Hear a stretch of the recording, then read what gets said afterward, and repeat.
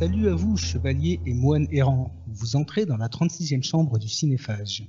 Un bazar étrange où on aime se perdre dans les méandres du cinéma asiatique.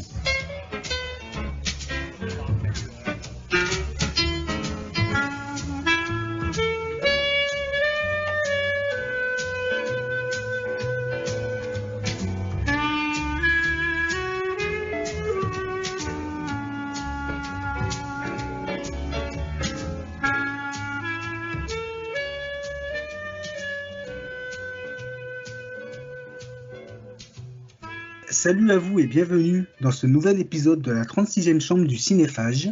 Cette fois-ci, nous n'allons pas faire comme d'habitude. Nous partons sur un format, on va dire, à la bonne franquette, où nous allons discuter des derniers films asiatiques qu'on a vus et revus. Voilà, comme ça, en mode détendu, tout simplement. On va directement commencer sans tourner autour du pot. Mais d'abord, les présentations. Donc, je suis Aurélien. Bonjour tout le monde et bonjour Johan. Salut Aurélien. Salut. Alors, allons-y. Attaquons gaiement. Alors, t'as vu quoi comme film asiatique ces derniers temps ou revu? Eh ben écoute, après m'être tapé plus de, je crois, 18 films Marvel, ce qui était quand même pas rien, j'ai fait... Ah ouais, je compatis. Je me suis fait donc je me suis fait quelques films et en fait donc parmi ceux que j'ai vus, il y en a un que j'aimerais parce que c'est une sortie d'actualité sur lequel j'aimerais beaucoup revenir, c'est l'œuvre de Kinuyo Tanaka.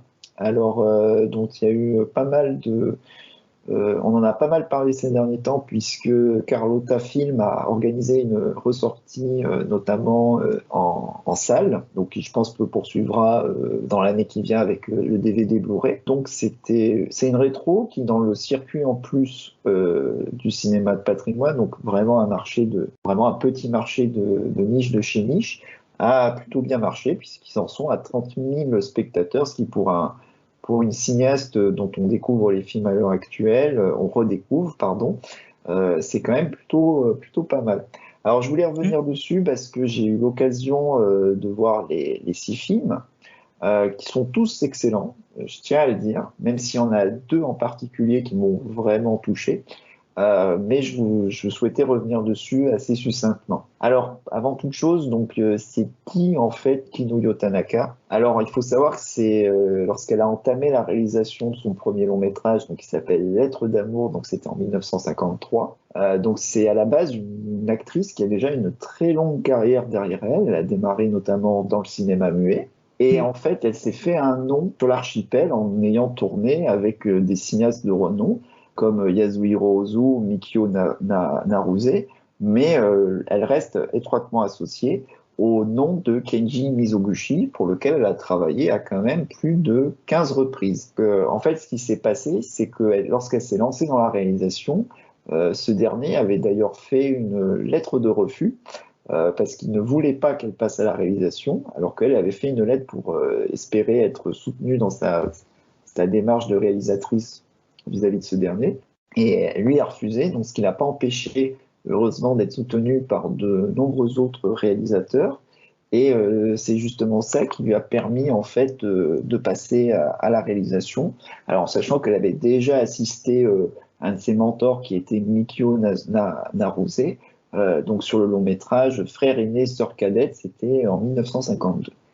Et donc en fait, ce Lettre d'amour, qui est donc son premier long métrage, en fait ça raconte l'histoire de Rei Kishi, donc qui est un ancien marine qui a été marqué par les affres de la Seconde Guerre mondiale et qui passe ses journées à déambuler dans les rues de Tokyo jusqu'à ce que son ancien amour de jeunesse, qui s'appelait Michiko, refasse irruption. Et donc à travers ce premier film, donc, qui est déjà assez impressionnant, pourquoi je dis qu'il est assez impressionnant, c'est parce que en fait, ce qui me frappe d'entrée de jeu, c'est que tu n'as pas en fait les défauts entre guillemets habituels que tu vois en général dans les premiers longs métrages des cinéastes en fait. À part quelques exceptions, je pense notamment Le Solitaire de Michael Mann, Duel ou voire même Bond. Moi, souvent les premiers films de cinéastes souvent, même ceux d'excellents cinéastes, il y a toujours un petit côté un peu bancal, tu vois, par les exceptions, j'ai cité 2, 3 autres. Et en fait, celui-là, ben, il fait partie de ces quelques films où tu n'as jamais l'impression de voir un premier film. Alors, quand je dis un premier film, à la différence de pas mal d'autres, c'est un film qui va droit à l'essentiel. Déjà, il a une structure narrative qui est d'une limpidité mais exemplaire. Notamment dans l'introduction qui présente super bien, en fait, qui caractérise en quelques plans, encore une fois, les personnages, leurs fonctions sociales, leur manière, leur interaction dans le récit, c'est assez virtuose de ce point de vue-là. Et en fait, donc c'est un film qui joue sur plusieurs tableaux. Le premier, c'est que ça poursuit en fait, c'est l'exploration, mais sans concession, on va dire, du Japon de l'après-guerre, tel que tu pouvais le voir en fait chez Kurosawa. Notamment dans Un merveilleux dimanche et L'Angivre ou bien sûr Un chien enragé, tout en assumant d'être un mélodrame en fait. Et c'est un mélodrame qui s'assume en fait, mais vraiment. C'est-à-dire qu'en fait tu as une utilisation qui est assumée des codes du genre, donc notamment les éléments naturels qui justement ont pour but d'extrapoler les sentiments des personnages. Et notamment il y a des scènes très belles, notamment avec les rayons du soleil qui nimbent le personnage de Michiko lorsqu'elle s'éloigne de Reikishi dans un parc, justement, ou même, ce qui est une idée très simple, mais encore une fois très efficace, du travelling dans un train qui accompagne l'arrivée d'un flashback. Donc ce qui fait que ça donne un effet un peu de livre qui se déplie sur le passé. Et en plus, il y a un côté qui est un refus du manichéisme qui est assez salutaire, et en fait, c'est un portrait très sensible, en fait. Beaucoup de sensibilité du côté des personnages, et notamment il y a un refus du manichéisme, notamment dans la manière, alors, sur le fameux sujet des femmes qui ont eu des relations avec des soldats américains en fait, puisque l'un des arcs du récit se centre là-dessus et en fait tourne autour de lettres qui sont écrites par Naoto pour le compte de femmes en fait. C'est vraiment un très beau premier film, en fait très sobre mais vraiment efficace en fait. C'est vraiment un film que je recommande. Le deuxième film, alors celui-là c'est La Lune s'est levée en 1955. C'est un projet qui était initialement développé par Ozu pour la Shinto, qui a atterri en fait à la Nikkatsu. Et en fait, si tu veux, pour te dire, c'est qu'il y a les collaborateurs de ce cinéaste-là qui sont présents, notamment donc tu as le musicien Takanobu Saito et Shizuo Rizu, donc son fameux un de ses acteurs récurrents. Et c'est un film qui en fait te permet en fait de mieux saisir en fait la démarche de Tanaka en tant que réalisatrice. C'est-à-dire que tu comprends très rapidement que c'est une artisane mais touche à tout. C'est-à-dire qu'elle change de style en fonction de style visuel en fonction du sujet de ses films. Et ici, en l'occurrence, elle se plie entre guillemets un peu au Ozu, mais sans que ce soit vraiment du Ozu sans être totalement un pastiche. Et en fait, si tu veux, c'est qu'il y a une thématique que tu vas retrouver à l'œuvre, la bienveillance en fait. C'est un cinéma sur la bienveillance malmenée en fait par on va dire, les affres de la société. Et là où en fait celui-là c'est vraiment on va dire un film différent à l'égard d'Ozu, bien que tu as pris justement la personnalité de Tanaka, vraiment le gros morceau de sa filmo, c'est Maternité éternelle. Ça a été tourné la même année, donc toujours sous la houlette du même producteur. Pour faire très simple, c'est probablement le film, c'est ce qu'elle considérait comme son premier film le plus personnel en fait, son premier film personnel.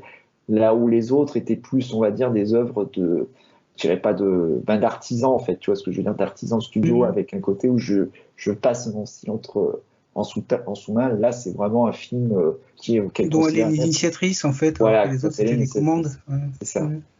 Et en fait, donc, c'est Maternité éternelle, donc c'est basé sur une histoire vraie, qui est celle, en fait, d'une poétesse qui s'appelait Fumiko Nakajo, qui est morte à 31 ans d'un cancer du sein, en fait.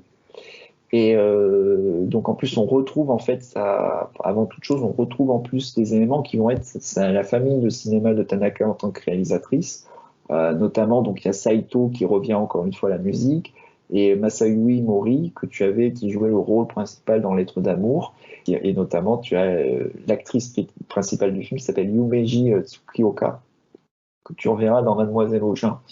Et en fait, si tu veux, ce qui est intéressant, c'est que le film, il reprend toutes les figures de style des deux précédents. C'est-à-dire que c'est une vraie technicienne, c'est une vraie cinéaste du découpage. Là, en l'occurrence, c'est les inserts, en fait. C'est-à-dire que chez elle, il y a l'insert, il a toujours placé au bon moment de l'intrigue, à des moments décisifs. Et dans celui-là, il y a un jeu sur le cadre dans le cadre, en fait, qui va être poussé à son paroxysme. C'est-à-dire que le film, c'est un mélodrame social. Alors, vu le sujet, ça pourrait tomber, mais dans le misérabilisme le plus total, par le traitement qu'elle fait, notamment tout le côté, et ça pudique, mais à la fois lyrique, ça te touche, mais vraiment en plein cœur. Et en fait, bien que le film, ça n'épargne mais aucun malheur à son héroïne, il y a toujours cette idée d'humanité palpable, en fait, c'est-à-dire de bienveillance dont font preuve les protagonistes secondaires, notamment le journaliste qui vient faire un article sur elle. Alors, il y a des idées visuelles, mais qui font très film muet d'ailleurs.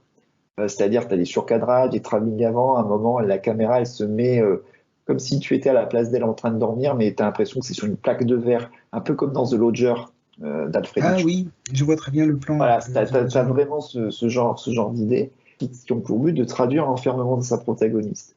Et là où en fait c'est particulièrement fort, et là c'est un truc qui est très difficile à faire, mais qui est réservé aux... Enfin, faut être vraiment un grand cinéaste, et je pèse mes mots pour réussir, c'est dans l'utilisation des fusils de Tchekhov. Alors ici, c'est notamment un dessin d'enfant, un miroir et un chemin vers la mort, et en fait qui ont pour but d'avoir un impact émotionnel, mais surpuissant dans le dernier acte. Si tu veux, c'est une mise en scène qui est ouvertement manipulatrice des émotions, mais à but cathartique. C'est-à-dire que c'est l'équivalent de ce que tu vas avoir, et j'y ai beaucoup pensé. Je sais pas si tu te souviens de E.T. l'extraterrestre. Ah bah oui, bien sûr. Est-ce que tu te Comment souviens, ne pas se souvenir de ce film? tu te souviens de l'utilisation qu'il fait de la plante, Oui, oui. et notamment du cœur de l'extraterrestre? Oui, bien sûr. Voilà.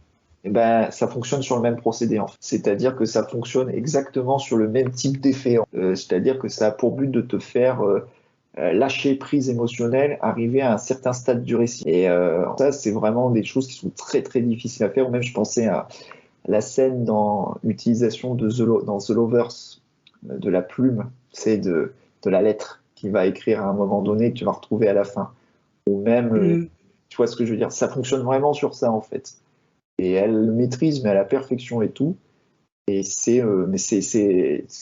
moi j'ai halluciné en fait. C'est-à-dire que c'est un film qui te prend au trip, qui fonctionne vraiment sur ce degré d'émotion similaire à ces films-là. C'est vraiment un film assez impressionnant. Vas-y, oui. Ça a l'air vraiment intéressant. Enfin, ouais, faut que je vois ça quand même. Merci du conseil, parce que c'est vrai que j'en ai entendu parler par rapport à la rétrospective qui a lieu actuellement. Mais j'ai pas encore eu l'occasion de voir ces films. Et là, vu ce que tu me dis, ouais, ça a l'air quand même assez incontournable. Donc, je mets ça dans ma watchlist de 10 500 films à voir. Mais je pense qu'ils seront situés assez haut. Enfin, après, il y a les deux autres que je pourrais vite fait évoquer, parce que sinon, je pense malheureusement que voilà, sinon je pourrais pas. Donc après, elle a changé totalement de registre, mais c'est vraiment celui-là, Maternité éternelle, c'est vraiment c'est un coup de maître, quoi. Tu vois, pour moi, c'est vraiment un coup de maître. Voilà, c'est dans la lignée de tous ces films qu'on vient évoquer aussi. Je pense à des films genre les films de Bayona, genre Quelques minutes après minuit, ou Lorenzo, tu vois, de George Miller. C'est vraiment dans ce style-là, quoi. Ah ouais, donc quand même, ça doit être assez éprouvant aussi. C'est assez éprouvant, non, c'est vraiment dans ce registre vraiment éprouvant, mais c'est un film vraiment qui te touche au cœur. Et en fait, ce qui est génial, c'est que vu qu'il y a cette intelligence-là, tu as le sentiment de révolte, mais qui passe que par le langage cinématographique, en fait. Mais c'est vraiment brillant. C'est vraiment un film qui m'a vraiment mis KO, quoi.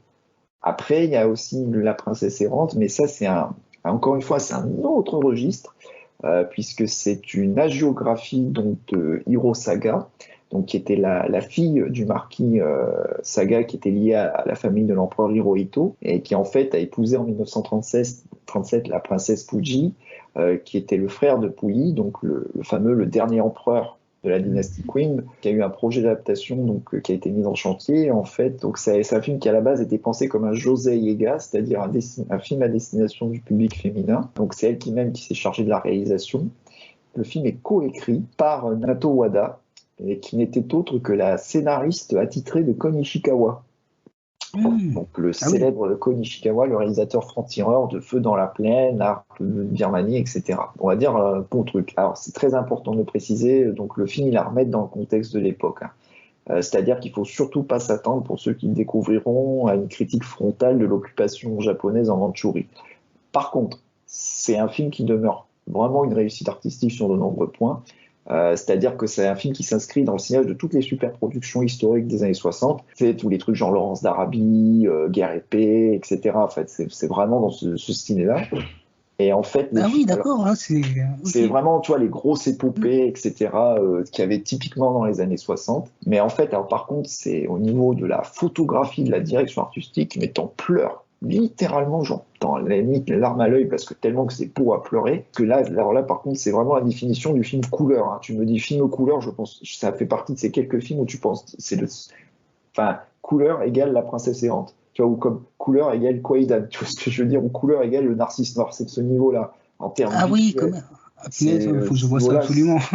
c'est d'une somptueux. Alors en plus, la photo et la photographie et la direction artistique ont été assurées par Kimio Watanabe et Shigeru Mano, qui avaient officié sur le fameux Le Satellite Mystérieux, qui est le premier film de science-fiction japonais en couleur, auquel Oui, celui justement, avec les étoiles de mer géantes. voilà, qui ont été repris justement Et dans oui, le oui, Suicide qui Squad avait de une John. très belle photo d'ailleurs, hein. Bah, c'est eux qui ont fait en fait toute la photo et la Mm. direction artistique en fait. Et donc ce qui fait que, mais ça t'imprègne d'un rétine. En plus, pour autant, c'est pas un film de direction artistique ou de chef-op, c'est-à-dire que c'est vraiment la réalisatrice qui impose son style, puisque en fait c'est son premier film en scope. Alors en fait, elle joue énormément, résultat, sur les cadres centrés afin de maximiser ses effets, à tel point que la composition des cadres, mais tu as vraiment l'impression de voir une peinture, c'est une maniaque, c'est vraiment maniaque, hein, c'est cadré au millimètre, hein, c'est-à-dire pour que ce soit pile poil par rapport aux arbres, par rapport aux positions, enfin, c'est une maniaquerie picturale, mais assez hallucinante. Et donc en plus, il y a des trucs très subtils qu'elle fait par rapport au scope, notamment pour induire les rapports de force entre les personnages à travers l'architecture et les vues de profil, un peu comme le faisaient, je pense, tu vois, des cinéastes plus comme Henri Verneuil, ce genre de cinéaste-là, d'architecture, voilà. Et Mm. notamment, elle fait ça notamment Fincher, pour Fincher plus récemment, Michael contemporain, Mann, ouais. etc., voilà. C'est-à-dire pour, notamment, il y a une scène, et je pense que ça va te sauter aux yeux, pour annoncer la future séparation du couple, où ils sont séparés de profil, en fait. Tu vois dans le film, tu vois ce qu'elle veut dire. Et par ailleurs, au niveau des scènes d'action, bien que ce soit succinct, ça n'en demeure pas moins hargneuse. Et en fait, à cela, tu as toute la structure de l'histoire en fait, qui est intéressante, parce que ça démarre littéralement comme un conte de fées. Si tu es un peu méchant, tu peux dire que c'est un peu Sissi impératrice et tous ces films-là de cette époque-là. Mais en fait, ça bascule complètement vers le film de guerre. Et en fait, ça maltraite quelque part l'image aristocratique de son héroïne. Le film, il se termine en fait sur une note qui est quand même assez désabusée, je n'en spoil pas, mais ça montre Bah, comme souvent, le cinéma japonais des années 60, les ça. happy end, c'est rare. Mais avec une volonté de renouer avec un certain pacifisme entre le Japon et la Chine, en fait, qui annonce les idéaux des années 60, ou les idéaux de 60 des années contestataires, etc. Tu l'as, en fait, en filigrane à la fin du film, en fait. Les deux derniers, alors je fais très rapide, c'est La Nuit des femmes, donc encore totalement un autre style. Donc ça a été tourné pour le compte de la Toho, et c'est en fait c'est une réussite quand même qui est quand même assez comparable à Maternité éternelle, c'est-à-dire que ça raconte l'histoire de Kuniko, qui est une pensionnaire d'une maison de réhabilitation pour d'anciennes prostituées qui cherche à réintégrer la société. Alors là, pareil, hein, le traitement du film, il est hyper casse-gueule sur le papier, et ça marche en permanence sur le film du rasoir. Et en fait, le truc qu'il y a, c'est que ça évite tous les écueils possibles et imaginables sur la représentation de la prostitution sur le grand écran. Que ce soit dans le côté misérabilisme ou dans le côté glamour. Ça évite les deux trucs. Donc c'est assez impressionnant. Bah, C'est un peu comme chez Mizoguchi, justement, qui ça. est, puisque tu me dis, voilà, c'est quand même le cinéaste avec lequel elle a le plus travaillé. Et justement, chez Mizoguchi, il y avait cette qualité qui était souvent une représentation du monde de la prostitution éloignée de tous les clichés en fait qu'on pourrait avoir à ce propos. Justement, ça rejoint ça. Mais en même temps, en fait, ce qui est génial dans ce film-là, c'est que ça adopte le point de vue de son héroïne, justement. C'est un film qui préfère te questionner en tant que spectateur à travers cette dernière et la relation qu'elle a avec la directrice de l'Institut. Quelque part, ça m'a un peu rappelé ce que tu avais justement dans le cinéma, ce cinéma-là des années 60, soit chez Kurosawa quand il faisait Entre le ciel et l'enfer, ou ce que tu avais chez des mecs comme Sidney Lumet sur 12 hommes en colère, où le, enfin, je sais pas pourquoi, ça m'a beaucoup rappelé Les Sentiers de la violence de Gordon Parks, où si tu veux, tu as deux problématiques c'est presque du débat philosophique, c'est-à-dire que tu as deux débats, deux possibilités de réponse à un débat, qui sont caractérisés par les personnages, et en fait, tu as une troisième voie que le film te demande, enfin pas te demande, mais te pose comme possibilité, en fait, sur des problématiques qui sont, entre guillemets, difficiles, voire impossibles, où tu n'as pas de réponse. Et c'est vraiment... mais c'est impressionnant, non, mais vraiment, encore une fois, c'est un film... tu as toujours l'idée, en fait, d'une histoire d'amour impossible avec un jardinier, etc. Enfin, mais c'est vraiment extraordinaire. Et en fait, le film, c'est un peu le double négatif de Maternité éternelle, parce que cette fois-ci, il part des ténèbres pour aller vers la lumière. Et en fait, la critique sociale du film, elle fonctionne sur deux tableaux. C'est-à-dire que la Kumiko, qui est à la fois victime de son statut de femme, ça devient plus une question de statut social. Elle n'hésite pas à te montrer ses camarades d'usine qui la maltraitent, etc. Enfin, ce genre de choses. C'est plus un film que tu rapprocherais du cinéma social, mais que tu pouvais voir, comme je disais, chez des gars comme Sidney Lumet ou Gordon Parks ou même Robert Mulligan, ce genre de cinéaste-là, en fait. Et c'est vraiment un film voilà, dans ce style-là. En plus, il y a une photographie qui est vraiment super, donc le film a été tourné en cinémascope. Et c'est Asakazu Nakai, collaborateur de Akira Kurosawa, qui avait fait notamment Les Sept Samouraïs, Ran, etc. Enfin, les grands films de Kurosawa, qui a fait la photo, en fait. Donc je te laisse imaginer la facture du film. Et enfin, le dernier, c'est Mademoiselle Augin, qui est son dernier film. C'est situé au XVIe siècle. Le christianisme est interdit au Japon. Et en fait, le film narre une histoire d'amour impossible entre Ogin-sama et un samouraï qui est Ukon Takayama, qui est joué ni plus ni moins que par l'immense Tatsuya Nakadai, qui en fait le Tatsuya Nakadai, et en fait il joue en fait un samouraï converti au christianisme. Et donc le film il conserve une approche sentimentale, mais c'est en fait le film le plus minimaliste et épuré, parce qu'en fait le film est une succession de huis clos, parfaite adéquation avec la structure du récit, parce que encore une fois c'est des films qui vont droit à l'essentiel, hein. C'est-à-dire c'est limpide, posé, carré, tac tac. C'est comme à l'époque, c'est comme dans Bon Cinéma de l'époque, j'ai envie de te dire, les films. Voilà. Et en plus, donc c'est un film qui a une particularité, c'est qu'il a été fait avec de nombreux collaborateurs de Kobayashi, qui était un grand fan d'elle et qui lui a rendu un hommage, notamment en créant un prix à son nom au festival du film de Manishi quelques années après. Et pour te dire, donc tu as son chef opérateur, tu as le monteur et tu as son directeur artistique, et au même moment, il tournait à Harakiri. Les deux films ont été tournés, donc je te laisse imaginer la facture de l'ensemble. C'est beaucoup moins maniériste que chez Kobayashi au niveau de la couleur, ou même au niveau du cadre, mais ça joue plus sur l'imperceptible en fait, même dans l'approche de la couleur. C'est pas du tout la même chose que ce que tu pouvais voir que dans La Princesse errante par exemple. Et par contre, en fait, le film, il se termine, et tu te dis, elle a terminé sa carrière sur ça, sur un climax, où en fait ça retrouve quelque part l'essence du cinéma, qui est de créer une tension. Elle crée une tension sournoise liée à une idée de suicide collectif, en misant uniquement sur le choix des cadres, la peur mais silencieuse qui envahit ses acteurs et le hors-champ. C'est un peu, quand je dis ça, ça va te faire rire, mais ça fonctionne un peu sur le même procédé que The Thing, la scène du test sanguin. Tu sais, l'idée de retourner vers l'essentiel et tout pour créer un pur moment de tension. C'est exactement la même chose en fait. C'est-à-dire dans l'idée théorique, c'est ça. Et elle termine sur ça en fait. La fin de sa carrière, c'est ça en fait. C'est un putain de morceau de bravo, de tension et tout. Et ça a marqué la fin de sa carrière de réalisatrice. Donc voilà, donc je parle un peu maladroitement de ces 6 films-là. Ah non, c'est pas maladroit, c'est très clair et c'est intéressant, ça donne vraiment envie de les voir. Mais voilà, si vous avez l'occasion de les voir, je vous les recommande très chaudement. Et si vous ne deviez en voir que un, même si les 6 sont à voir, c'est Maternité éternelle, vraiment, c'est vraiment celui-là qui est son maximum, son opus magnum. Mais les autres sont tout aussi extraordinaires, je vous invite vraiment à voir les 6 films. Mais vraiment, ok, et donc c'est une intégrale qui est sortie. C'est l'intégrale, elle n'a tourné que 6 films. Donc je suis content parce que je pourrais dire, j'ai vu une autre intégrale de cinéma. Voilà, j'ai vu toute la filmo en tant que réalisatrice de Kinuyo Tanaka. Voilà, je pourrais dire. Ok, bah maintenant il va falloir s'attaquer à l'intégrale de Takashi Miike ou Shang-Chi. Voilà. C'est les mecs qui ont fait 120 films, quoi. Voilà, bon, j'avais terminé, mais bon. Alors j'aurais d'autres films j'aurais un autre film à te faire découvrir, mais d'abord toi. Voilà, je te laisse enchaîner.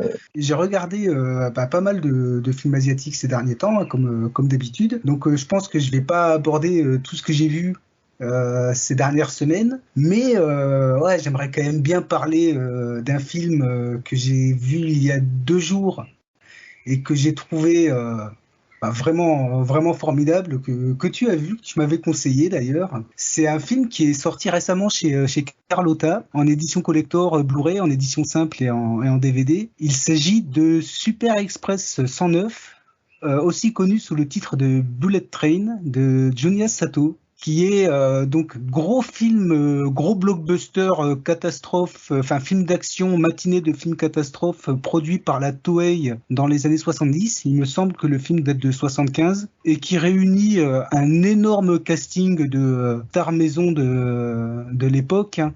Genre par exemple dans le rôle du conducteur du train, nous avons Sonny Chiba. Nous avons aussi dans le rôle du anti-héros tragique, poseur de bombes, Ken Takakura. Et ensuite, on a des apparitions de Takashi Shimura, de Tetsuro Tamba, de Kunio Tanaka aussi, qu'on avait pas mal vu dans des rôles de petits gangsters fourbe dans les films de Fukasaku. On a même la protégée de Sonichiba, Etsuko Shiomi, qui apparaît le temps d'un plan et qui dit allô, pas plus. Mais voilà, le film, il est blindé de stars du cinéma japonais des années 70. Et sinon, j'ai vraiment apprécié ce film par le fait que c'est un film d'action qui est ultra efficace, sans temps mort, avec vraiment une efficacité qui se renouvelle sans cesse, alors que le film dépasse quand même les 2h30. Et pourtant, j'ai pas eu l'impression qu'il y avait de temps mort. Au contraire, le film m'a vraiment paru être une sorte de succession de morceaux de bravoure. D'ailleurs, le film est connu pour avoir influencé le speed de Yann de Bont, puisque le principe est assez similaire. En fait, Bullet Train, donc, ça se déroule en partie donc, dans le Shinkansen, qui est l'équivalent japonais de notre bon vieux TGV. Dans l'histoire, il y a donc un poseur de bombes joué par Ken Takakura et ses acolytes qui posent sous le Shinkansen une bombe. Et en fait, cette bombe explose si le train passe en dessous de 80 km/h. Par conséquent, on va suivre la police ainsi que les dirigeants j'ai plus le nom, mais l'équivalent japonais de la SNCF, qui vont tenter en fait de désamorcer cette bombe et d'empêcher la catastrophe. Ce que j'ai beaucoup aimé dans le film, c'est qu'il y a certes ce côté qui fait penser donc au Future Speed de Yann de Bont, mais parallèlement, le film ne se concentre pas uniquement en fait sur ce qui se déroule à l'intérieur du train, puisqu'on y suit aussi l'enquête, les négociations, la traque finalement entre la police et le personnage de Ken Takakura, ce qui donne lieu encore à d'autres scènes hyper tendues qui sont par exemple les scènes de deal, d'échange de mallettes, parce que Ken Takakura demande une rançon. Les scènes d'échange de mallettes qui se déroulent pas forcément bien et qui sont là aussi porteuses d'une grosse tension dramatique. Et justement, une des choses que j'ai beaucoup apprécié dans le film, c'est le personnage de Ken Takakura, qui, contrairement aux autres personnages du film, qui sont vraiment, en fait, tout ce qui concerne personnages de flics, etc., ce sont des personnages dans le film qui sont, vraiment caractérisés dans l'action, qu'il s'agisse aussi du chauffeur, du conducteur, tout ça. Ce sont des personnages qui sont vraiment caractérisés dans l'action, et c'est vraiment dans l'urgence qu'ils se révèlent, en fait, par leur décision dans une situation compliquée. En cela, ça peut un peu faire penser à l'écriture de Shin Godzilla de Hideaki Anno, où en fait on n'a pas un héros, mais vraiment très nombreux personnages qui sont unis en fait pour agir dans une situation catastrophique. Mais par contre, dans The Bullet Train, il y a un personnage qui est mis en avant et qui finalement est plus caractérisé, plus psychologisé en fait, on dira que les autres. C'est le personnage de Ken Takakura, donc qui est l'opposeur de bombes. lui, il y a des flashbacks en fait qui nous expliquent ses motivations, son background. Et ce que j'ai beaucoup aimé, c'est que le film, il est pas du tout manichéen, dans le sens où le personnage de Ken Takakura, il est vraiment présenté comme un anti-héros tragique, et c'est un personnage pour lequel le spectateur a obligatoirement beaucoup d'empathie, et sur ça, ça marche particulièrement bien, alors que pourtant le film, quand même, il charge la mule, par exemple, en ce qui concerne les malheurs qui arrivent à ce personnage. Je veux dire, on le voit à plusieurs reprises assister à la mort de personnes qu'il aime sans rien pouvoir faire, enfin des choses comme ça. Et ce, jusqu'à une conclusion que j'ai trouvée très belle, que je ne dévoilerai pas, mais qui apporte vraiment une dimension assez mélancolique à un film qui pourtant est un gros blockbuster d'action, quoi, un film catastrophe, mais avec cette sensibilité, cette dimension humaine. C'est ce qui m'a surpris dans le film, parce que c'est vrai que finalement tout ce qui touche à la dimension humaine, généralement, je trouve que c'est un peu le point faible dans pas mal de films de ce genre, dans les gros films catastrophes. Pour ça d'ailleurs qu'on n'est pas très fan, hein. On en avait beaucoup parlé en antenne. C'est un genre avec lequel on a en général pas mal de mal tous les deux. Alors que dans celui-ci, je trouve ça vraiment particulièrement bien fait, et avec vraiment un beau personnage, avec le personnage interprété par Ken Takakura, qui en plus, c'est un sacré acteur, et dans ce film, il le prouve une fois de plus. Et après, il y a beaucoup de choses à dire sur ce film, hein. Je trouve que par exemple, les scènes de tension, les séquences de tension, il y en a énormément qui sont marquantes, et en plus portées par des idées de narration visuelle, de mise en scène qui sont très bien pensées. Je pense par exemple au début du film, il y a une séquence où donc le personnage du conducteur joué par Sonny Chiba doit éviter de justesse un train qui se trouve donc sur le même rail que lui, et donc il doit bifurquer sur un autre rail pour éviter ce train de justesse. Et ce qui fonctionne très bien, c'est que la séquence, on suit à la fois donc le personnage de Sonny Chiba à son poste de pilotage, mais aussi le groupe d'aiguilleurs en fait, qui se trouve face à une cartographie du réseau ferroviaire. Et par cette cartographie, on arrive très bien en fait à comprendre où se trouvent les obstacles, où se trouve le personnage de Soichiba, avec une anticipation en fait de ce que le personnage de Soichiba devra effectuer. Et donc il y a des allers-retours entre les aiguilleurs devant cette cartographie et les actions du personnage de Soichiba, et c'est vraiment monté avec énormément d'efficacité, et d'une certaine façon ça m'a aussi fait penser à un autre film beaucoup plus contemporain, qui est le Unstoppable de Tony Scott, qui joue aussi sur ce genre de procédé. Ouais, t'as bien fait d'en parler, parce que je l'avais mis dans ma review, et c'est vrai que c'est impossible de pas y penser, même à Runaway Train qui a une scène assez similaire en plus. Voilà, sinon après Bullet Train, ça vaut aussi le coup pour son travail de maquette, où vraiment je trouve que les maquettes de train, etc., sont parmi les plus belles qu'on ait pu voir dans un film japonais de l'époque. C'est vrai que le cinéma japonais des années 60-70 était quand même très très fourni en travail de maquettes de qualité, hein. Pensons notamment à tout ce qu'a pu faire Eiji Tsubaraya sur les Godzilla, etc. J'ai oublié de préciser, le réalisateur de The Bullet Train, donc c'est un certain Junya Sato, qui est donc un artisan de la Toei, qui a pas mal œuvré donc dans le film de Yakuza par exemple, mais The Bullet Train est quand même généralement considéré comme son film le plus important. Et même si je suis loin d'avoir tout vu de ce cinéaste, c'est vrai qu'il s'agit en tout cas parmi ceux que j'ai vus, de son plus réussi. Même si il faut quand même pas passer quelques petits défauts, genre il y a des trucs d'écriture qui sont un peu gros.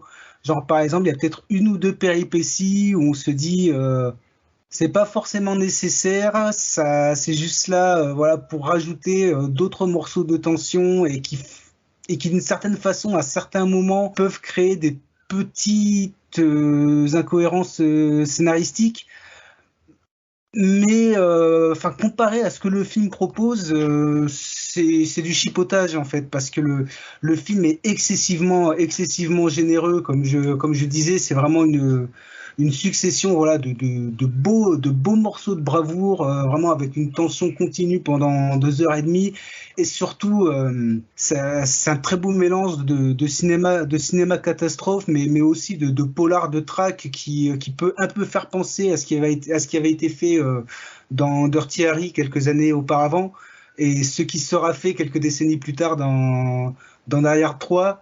Ça, plus aussi voilà, le portrait tragique donc, du poseur de bombes qui apporte une belle mélancolie au film. Enfin, il y a énormément de très belles choses dans ce film que, en tout cas, voilà, si vous ne l'avez pas vu, je vous encourage vivement d'y jeter un œil, d'autant plus qu'il est désormais dispo dans une très belle édition avec une très belle copie chez Carlotta.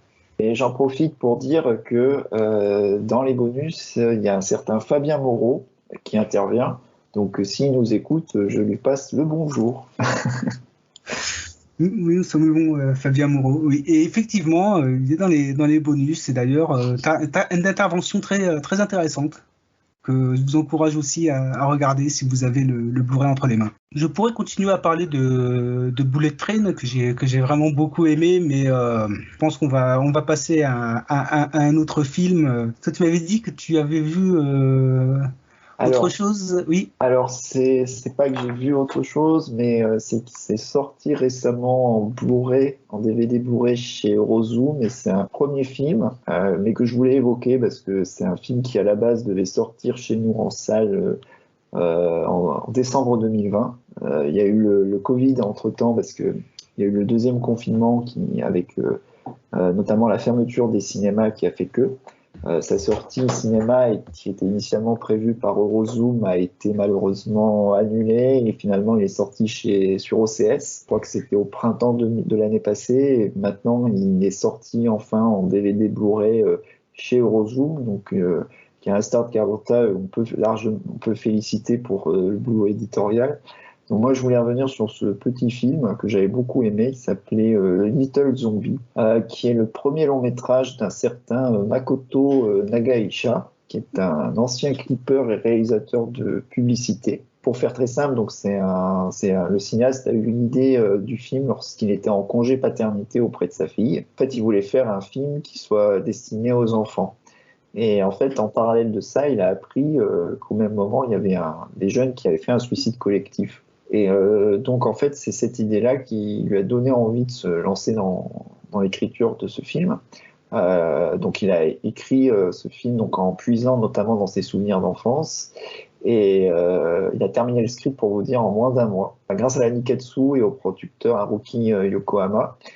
Donc, il a réuni l'équipe de son précédent court-métrage. Et au niveau du casting, il est allé repêcher notamment Keita Ninomiya pour le rôle principal, qui était un petit enfant qui avait joué notamment pour Koreeda, notamment dans Tel Père, Tel Fils. Tu as également Sena Nakajima, tu as même Rinko Kikuchi qui joue un petit rôle. Enfin, t'as vraiment une belle petite distribution de jeunes talents. Le pitch, pour faire très simple, c'est qu'en fait, lors de l'incinération de leurs parents qui sont décédés dans un accident de la route, tu as donc le jeune Ikari, donc c'est celui qui est joué justement par Keita Ninomiya, qui en fait la rencontre d'autres enfants, donc Ishi, Yuki et Ikoko, qui ont également perdu leurs proches au même moment.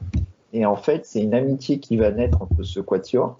Ce qu'il y a, c'est qu'ils sont décidés à rester impassibles face au deuil qui les accable, en fait, et pour ça, ils fondent un groupe de rock qui sont nommés Little Zombie, en référence aux jeux vidéo que notre jeune héros affectionne, justement.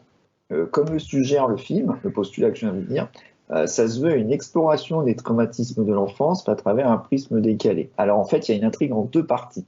La première, elle se focalise sur les différents drames qui ont marqué les enfants, et la seconde, ça présente en fait la fondation du groupe auprès de SDF et leur succès croissant sur Archipel Nippon.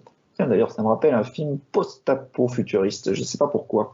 Ça me rappelle un autre film en deux parties sorti dans les années 90, mais un certain Shunji Iwai. Mais maintenant que tu... Et en fait, chef-d'œuvre. Un vrai chef-d'œuvre, on en reparlera bientôt. Et en fait, bien que ces deux parties soient distinctes, en fait, il y a le cinéaste en fait qui parvient à rendre tout ça homogène par l'entremise du jeu vidéo. En fait. Je précise, c'est pas une adaptation de jeu vidéo, c'est plus un film qui va utiliser l'univers du jeu vidéo et ses codes pour raconter son drame. En fait, c'est plus un film que l'on rangerait plus dans la catégorie c'est de Scott Pilgrim. voilà, Scott Pilgrim, Spin Racer, Ready Player One, Boss Level, et même les deux films de Sonotion, Tokyo Tribe et Tag, ça se situe vraiment dans c'est vraiment ce type de récit. Hein. Pour le coup, je précise tout de suite. Hein. Moi, j'ai trouvé génial, c'est qu'en fait, tu as le réalisateur qui va faire de l'univers vidéoludique la moelle épinière narrative, thématique et esthétique de son film. C'est-à-dire que la structure du récit, elle est découpée en plusieurs chapitres qui sont comme des boss de progression, des niveaux de progression.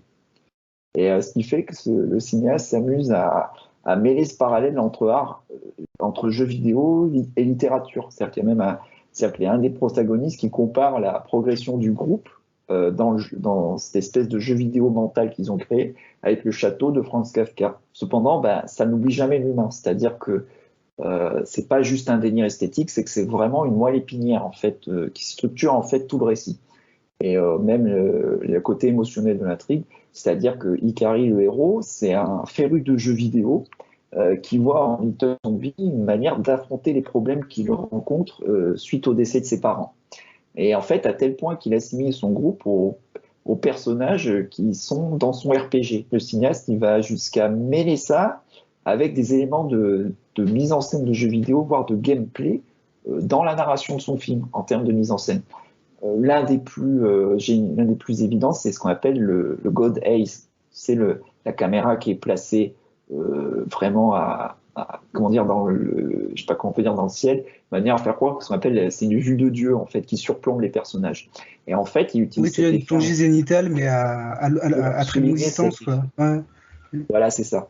Pour souligner cet effet miroir entre le monde réel et l'univers du jeu vidéo. Et donc en plus, il y a effectivement quelques easter eggs et clins d'œil à des jeux vidéo très connus. C'est-à-dire que le jeu Little Zombie, ça reprend la direction artistique que tu avais sur les premiers jeux Pokémon qu'il y avait sur GameCube, Game Boy. Et même qu'à un moment, il va utiliser le fameux Game Over que tu avais dans Street Fighter 2, lorsqu'en fait, tu as un des petits jeunes qui se fait frapper par un de ses membres de sa famille. Et le climax, alors j'en dis pas plus, mais il va intégrer un élément de gameplay à des fins narratives. Alors ça, c'est assez intéressant, donc déjà premièrement. Et en fait, ce qui est génial, c'est qu'il va ancrer ça dans un univers social qui est assez difficile et qui apparaît à l'écran comme une extension en fait de l'imaginaire des enfants. Notamment, en plus, il y a une musique, etc. Et à cela, donc, il y a une espèce de côté conte horrifique, notamment lorsque ça raconte la tragédie qui a secoué un des membres du Quatuor. Quelque part, c'est un peu comme si tu avais un drame social à la Koreeda, mais qui était filmé par Nobuko Bayashi. Et en fait, ce qu'il y a, c'est que c'est une approche qui est très lyrique, mais plus dans la lignée de ce que pouvait faire un Peter Jackson, notamment sur Lovely Bones, ou Zemeckis récemment sur Bienvenue à Marwen. En fait, c'est vraiment un film. Voilà, c'est vraiment un film qui se rapproche de cette idée-là.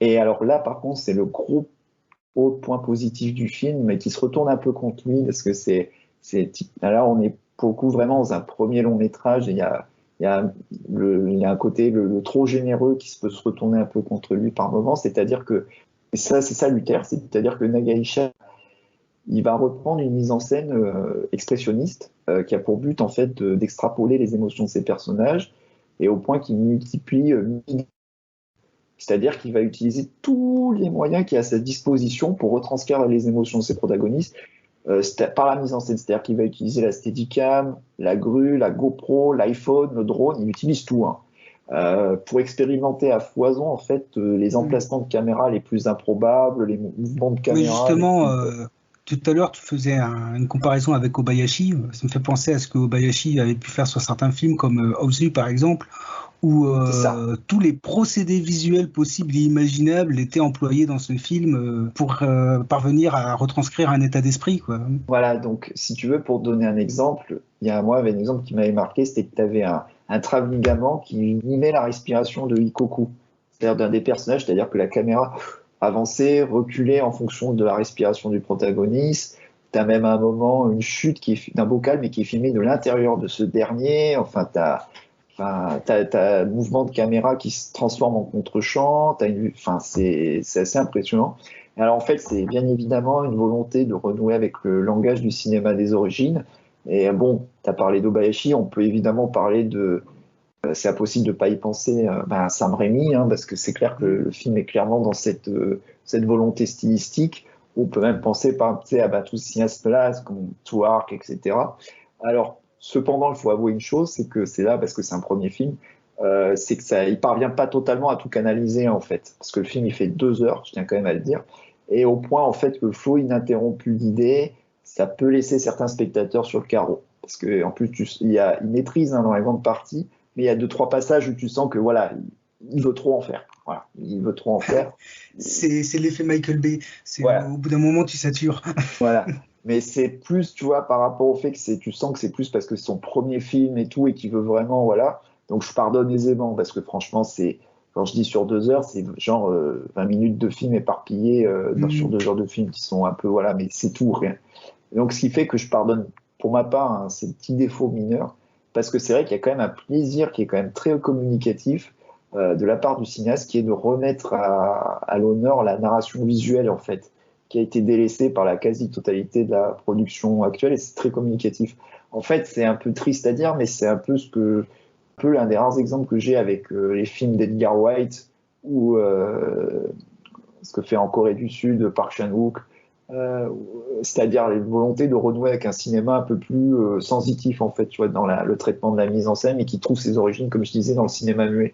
Pour ça aussi, Justement, Vas-y, ouais, tu voulais dire. Non, je dis justement, en fait, la façon dont tu me décris le film, ça me fait penser à un cinéaste japonais contemporain qui n'est pas forcément le plus connu, le plus mis en avant, mais qui a cette approche très expérimentale, en fait, de multiplier les supports d'image, les figures de style, de mélanger des fois live et animation, voilà, comme dire, des fois prise de vue en numérique ou en Super 8, et de aussi faire des plans pas possibles, point d'être parfois indigeste, mais après c'est un cinéaste que j'aime beaucoup parce que souvent il y a du sens et une vraie virtuosité dans ce qu'il fait. C'est Tetsuya Nakashima qui avait fait Memories of Matsuko ou World of Kanako, des trucs comme ça, tu connais? Tu m'en avais beaucoup parlé, il faudrait que j'y jette un œil, justement. Parce que justement, en tout cas, ce que tu me dis, ça me fait beaucoup penser à ce que peut faire Nakashima.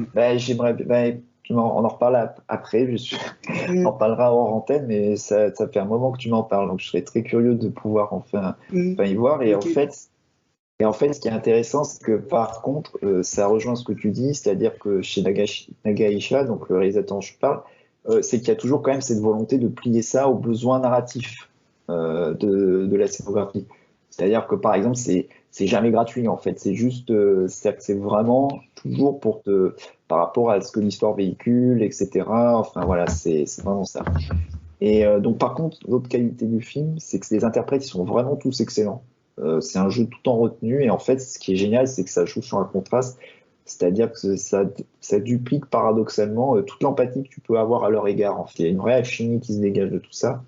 Et en fait, ce qui est intéressant, c'est que la deuxième partie du métrage, c'est en fait, donc ça joue sur une mise en abîme un peu sarcastique du milieu publicitaire que le cinéaste a connu, puisque je rappelle qu'il a été justement dans le pub et le clip. Et en fait, donc, il n'hésite pas un peu à peut-être qu'ils se connaissent, si ça se trouve. Peut-être qu'ils se connaissent. Donc en fait, il n'hésite pas en fait à malmener l'image de ces jeunes protagonistes. Il les présente sous un jour quand même assez cruel, ainsi que l'avidité donc des fans sur les réseaux sociaux. En fait, à une charge caricaturale un peu vaine, ça parvient quand même je trouve, à viser assez juste. Parce qu'il y a toujours en fait cette idée d'approche un peu ludique et faussement naïve, qui permet justement en fait au tout venant au cinéaste de sortir du tout venant. Et en fait, notamment, ça donne lieu à une scène que moi je trouve géniale, c'est qu'en fait, c'est une scène dans le métro, et il reprend tous les codes du film de zombies, avec des gens qui sont collés à leur smartphone à la place des morts vivants. C'est plutôt bien exploité. Ce qui fait que tu as aussi une très belle photo, donc avec un beau travail sur la couleur. Je suis obsédé par la couleur ces temps-ci. Mais en fait, c'est vraiment, il y a aussi un beau travail sur la photographie, ou même tu as une utilisation qui est quand même bien faite aussi du noir et blanc, des moments clés de l'intrigue.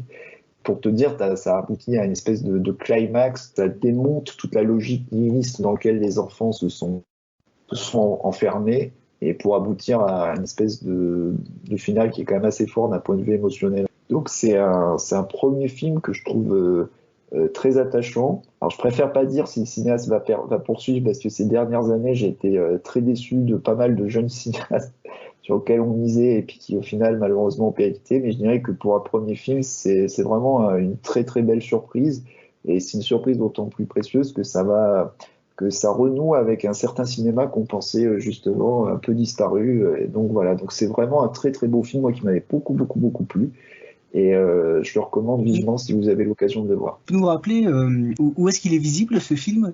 Alors le film est disponible depuis peu, donc en DVD Blu-ray chez Eurozoom. Voilà. Chez Eurozoom, d'accord, très bien. Peut-être que je me procurerai, enfin peut-être, sûrement que je me procurerai un exemplaire d'ailleurs, parce que je ne l'ai pas vu. J'ai un film, j'en parle parce que j'étais personnellement un peu déçu qu'il ne sorte pas en salle, parce que malheureusement la situation a fait que. Il était prévu, ouais. Et vraiment, je dis pas, comme je disais, ça peut les laisser sur le carreau, mais laissez-lui une chance. Vraiment, c'est un film, au moins laissez-lui une chance, essayez de le voir, voilà, parce que c'est un film très attachant et qui réussit beaucoup de choses que d'autres ratent ou qui sont très difficiles à faire. Et rien que pour l'idée d'avoir essayé de renouer avec un vrai langage de mise en scène qui n'existe quasiment plus, et aussi d'avoir proposé un portrait de jeunesse que je trouve très touchant et très juste des fois. Vraiment, laissez-lui une chance. Voilà, laissez-lui une chance. Ok, ça fait envie, hein. Enfin, franchement, lui aussi, je le rajoute dans ma watchlist, c'est clair. De toute façon, j'essaierai de me procurer le Blu-ray sorti chez Eurozoom. Ouais. Sinon, de mon côté, j'ai revu un film qui est sorti assez récemment chez Spectrum Film, donc qui sortent quand même énormément de petites merveilles du cinéma hongkongais, entre autres, mais du cinéma hongkongais de l'âge d'or. Et là, en ce début d'année, ils ont sorti le Burning Paradise, connu aussi en France sous le titre Le Temple du Lotus Rouge, qui est le seul film d'arts martiaux, donc film de sabre en costume, donc un wuxiapian, réalisé par Ringo Lam en 1994 et produit par la Film Workshop, donc par Tsoyark. En gros, le Temple de Lotus Rouge, le récit est très simple. Grosso modo, c'est Fong Se-hyuk, donc qui est un personnage très important dans la culture chinoise. Ça se déroule après l'incendie du temple de Shaolin. Les moines survivants, dont Fong Se-hyuk, sont traqués en fait par les membres d'une secte, qui est la secte du Lotus Rouge. Et finalement, Fong Se-hyuk est capturé.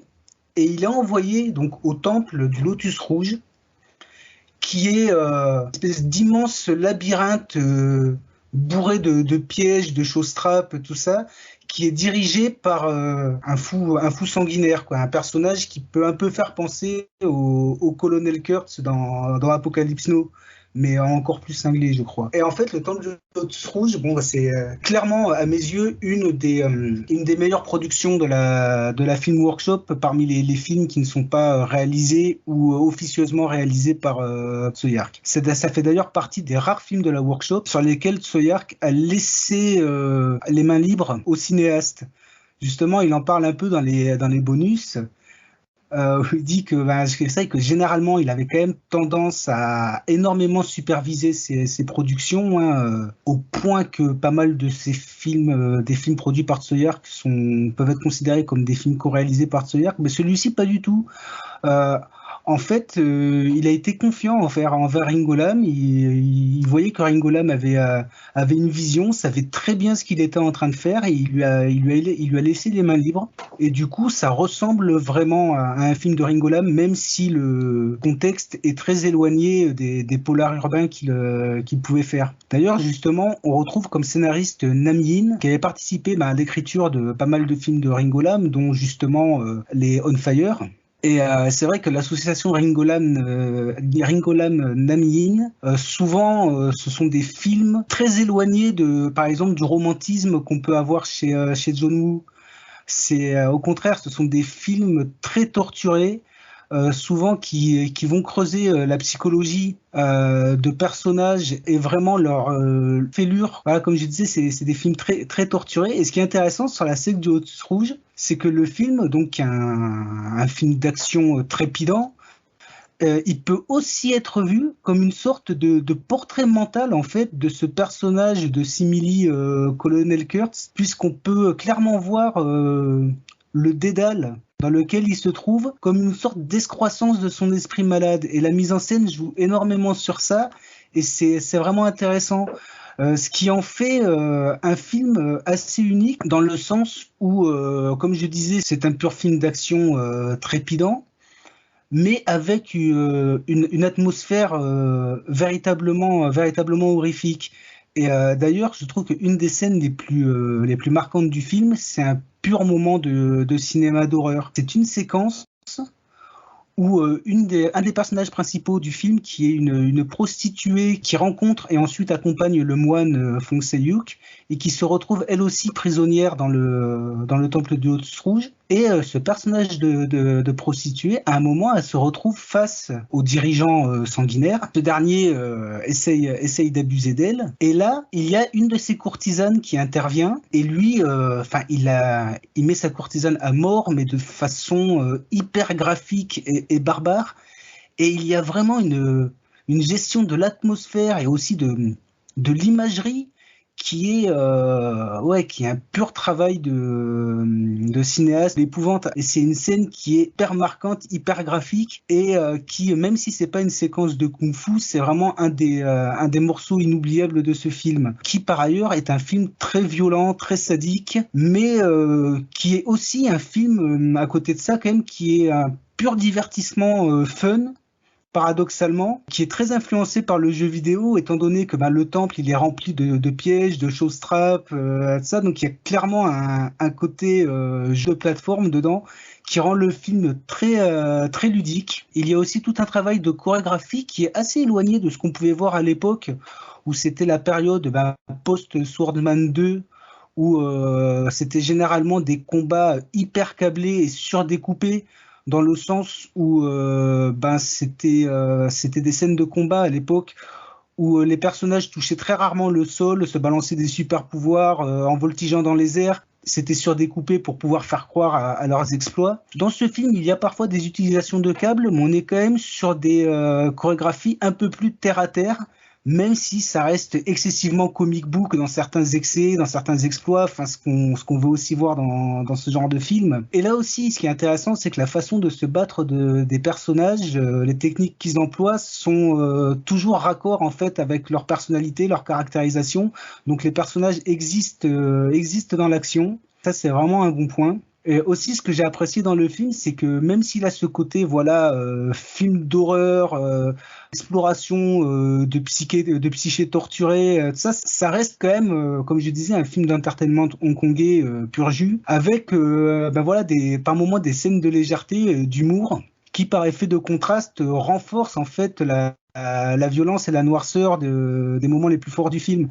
Je pense par exemple à toute l'introduction du film où on découvre en fait les personnages de moines qui rencontrent la prostituée et qui se comportent quand même un peu comme des petits vicieux, forme d'humour très shonen d'une certaine façon, qui nous attachent aux personnages tout en les dépeignant comme n'étant pas en fait des modèles de vertu. Et sur ça c'est intéressant, c'est-à-dire qu'on pointe les défauts d'un personnage, mais ça permet aussi de les rendre plus attachants et plus humains. Et donc, comme je disais, de temps en temps, le film va proposer quelques petites touches d'humour, donc qui vont bien fonctionner en contraste. Après, ça reste quand même bien plus sérieux que la plupart des films martiaux hongkongais de l'époque. Comme je disais, c'est quasiment un film d'horreur. Ensuite, ce qui est aussi intéressant dans le film, c'est que comme beaucoup de productions de la workshop, le film fonctionne aussi en partie comme une métaphore politique, c'est-à-dire avec des thèmes qui sont chers à Zodiac, l'endoctrinement, l'aliénation. Et d'ailleurs, le film aussi fait des renvois assez évidents à ce qui a pu se dérouler à Tiananmen à la fin des années 80. 1989, et qui est un événement en fait qui a eu un impact assez majeur sur le cinéma hongkongais, de par la peur qu'il a pu générer. Ça fait que le film propose énormément de choses intéressantes et s'avère très riche. Je pense que c'est un film qui est clairement à creuser. alors que c'est aussi un film d'action non-stop, comme je disais, qui est excessivement divertissant et qui, d'une certaine façon, pourrait être vu comme une sorte de version kung-fu de Indiana Jones et le Temple maudit croisé avec du Apocalypse Now. Enfin, après, c'est très vite dit, mais c'est pour donner un peu une image de ce qu'on ressentir devant ce film. En tout cas, c'est un film que je conseille vivement, car comme je le disais, ça fait clairement partie des plus belles réussites de la workshop et donc du cinéma hongkongais des années 90. Eh ben, écoute, moi, en tout cas, pour ma part, ça fait des années que j'en entends parler. Et je me souviens, j'avais été assez marqué par l'un des trailers que j'avais vu autour du film, qui avait l'air bien, bien vénère. Et ça fait un moment que je cherche à le voir, en fait. Alors, juste une petite chose, c'est que le film, on le connaît sous le titre La secte du Temple Rouge, mais chez Spectrum Film, ils l'ont ressorti sous le titre Burning Paradise. C'est juste pour préciser, parce que tu as précisé à juste titre que le film était disponible désormais en Blu-ray chez Spectrum Film, qu'on salue s'ils nous écoutent. En fait. Avec tout plein de bons bonus d'ailleurs, dont une intervention de Arnaud Lanuc, qu'on salue aussi s'il nous écoute, qui pendant une bonne vingtaine de minutes, revient sur la production de ce film, livre une petite analyse, tout ça. C'est très intéressant et très pertinent ce qu'il dit. Ensuite, il y a un essai vidéo que j'ai pas encore regardé, mais qui a l'air très intéressant, plus une interview de Tsoyark. Justement, c'est l'interview où il dit que c'est une des rares productions où il a laissé le champ libre à son réalisateur, qui était par contre une interview qu'on trouvait déjà dans l'édition HK vidéo du film qui était sorti en 2003. Donc juste pour dire que le film ça est disponible chez Spectrum Film en Blu-ray, mais sous le titre Burning Paradise. Voilà. Et la copie est magnifique. Franchement, c'est un film que j'ai vu un certain nombre de fois depuis sa sortie en VHS, en fait, dans les années 90. Et là, ça a été vraiment une véritable redécouverte que de le voir dans ce master restauré 2K. Je pense que le gap qualitatif est plus grand entre le DVD et le Blu-ray qu'entre la VHS et le DVD. Ah ouais. Vraiment très belle redécouverte. Et là, on voit que ça fait partie de ces films comme L'Auberge du Dragon, tout ça qui était très très soigné en matière de lumière. En fait, la photo est magnifique. Bon, après, ceci dit, ça met aussi en avant quelques petites limites techniques du film qu'on voyait pas forcément sur les anciennes éditions. Mais ça, c'est pareil, c'est du chipotage, parce que c'est des limites techniques qu'on connaît du cinéma hongkongais. Genre, par exemple, on va apercevoir quelques câbles à certains moments. Où au début, il y a un cheval qui se fait décapiter, on voit très bien qu'après, tu as une espèce de cheval en peluche, en mousse, comme ça, qui est posé, qui est pas super bien fait. Mais généralement, quand on aime le cinéma hongkongais de cette époque, on arrive à passer outre ce genre d'imperfection, puisque c'est le cas de quasiment tous les films HK produits à cette époque-là, et d'une certaine façon, ça finit même presque par faire partie du charme de ces films, j'aurais tendance à dire. Et oui, une dernière chose, oui, c'est que j'ai oublié de dire que le film aussi, il vaut le coup pour la mise en scène de Ringo Lam, qui est vraiment ultra solide, dans le sens où Ringo Lam, contrairement à John Woo et Tsoyark, c'est pas un styliste, c'est pas un mec qui expérimente dans tous les sens comme Tsoyark, et contrairement à John Woo, il est pas dans une emphase ostentatoire. Je dis ça en aimant beaucoup John Woo, et ça fait partie justement des qualités de son cinéma. Non, Ringo Lam, au contraire, c'est quelqu'un qui va être vraiment dans la rigueur du découpage. C'est-à-dire que ses choix de cadre sont pas les plus spectaculaires du monde, mais la caméra est toujours placée au bon endroit, au bon moment, avec la bonne focale, et toujours, il arrive, je trouve, toujours à raccorder pile poil au bon moment pour que l'action ait un impact très fort, en fait. Rien que pour ça aussi, le film mérite d'être vu, parce que c'est un modèle d'efficacité en termes de découpage de l'action. Mais sinon, moi, de mon côté, comme je disais, j'ai vu pas mal de films asiatiques ces derniers temps, donc j'ai décidé de parler en particulier de Super Express 109 et de Burning Paradise, parce que justement, ils sont dans l'actualité et ils méritent largement d'être vus. Mais après, sinon, ces derniers temps, entre autres, j'ai vu des petits trucs comme un film d'un autre Lam, qui est Dante Lam. Donc Dante Lam, qui désormais est connu comme étant un des réalisateurs du parti, celui qui fait des gros films de guerre patriotiques où ça kaboum dans tous les sens, qui est un peu une sorte de... je trouve en termes de style, c'est un peu une sorte de Peter Berg chinois, quoi. Enfin, je dois avouer, je ne suis pas particulièrement fan de ce qu'il peut faire depuis quelque temps, même si c'est ses sur la bataille du lac Changjing sont spectaculaires, hein, même si j'aime pas le film, ceci dit. Mais là, le film de Dante Lam que j'ai eu l'occasion de voir ces derniers temps, c'est un film qui a 21 ans, donc qui est plutôt dans son début de carrière, qui se nomme Hit Team. Pour situer Dante Lam, à ses débuts, il était spécialisé dans deux genres de films. Alors, il faisait d'un côté des petits polars un peu en dehors des sentiers battus, des films comme Django The Triad Zone ou Beast Cops, comme je dis, qui sont des polars qui valent vraiment pour leur singularité.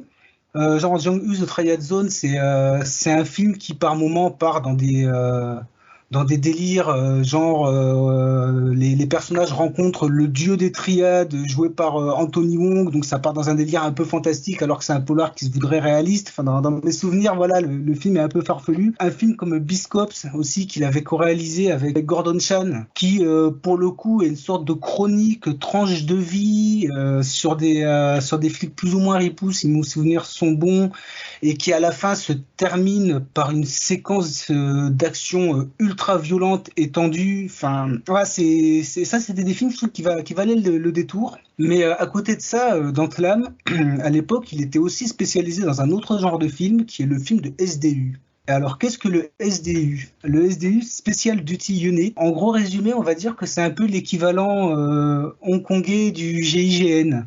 Et c'est un genre de film qui avait été lancé par Gordon Chan avec le très bon Final Option, que je vous recommande vivement. Et donc Hit Team, voilà, c'est s'inscrit dans cette lignée de films de SDU. Après, je vais pas trop m'apesantir dessus parce que je dois avouer que j'ai pas trouvé ça formidable, hein. Voilà, contrairement à Final Option ou à d'autres films de Dante Lam de l'époque. Je voulais quand même le mentionner, ne serait-ce que parce que le film a beau dater de 2001, il a vraiment une patine de film hongkongais des années 90 en ce qui concerne la mise en scène des séquences de fusillade, où on retrouve vraiment, voilà, cette énergie, ce côté hyper kinétique, et aussi cette façon d'iconiser les personnages dans l'action, qui est très très plaisante et par moments très très impactant. Donc je dois quand même avouer que le film se termine par 20 minutes de fusillade qui valent clairement le coup d'œil.